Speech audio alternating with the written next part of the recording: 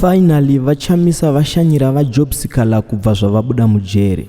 Ndinokutambira zvakare pano pachannel yeZvafadza TV apo tinenge tichikupai nyaya dziri kuitika muZimbabwe kusanganisira nepasi rose.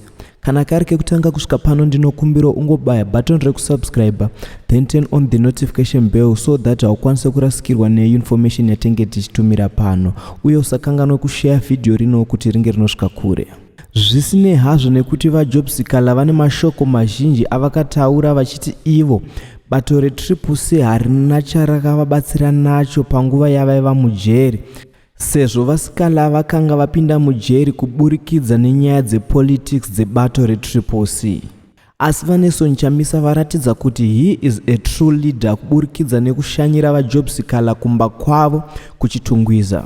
Kubvirawo zvakabuda vaJob Sikhala mujeri, vaChamisa vakanga vasina kumbobvira vaburitsa kana shoko rimwe zvaro maererano nekusungwa kwavaJob Sikhala nekubuda kwavo. Vaona zvakakodzera kuti vange vanoita action yekunoona vaSikhala kwete kuwanza ruzha pamasocial media.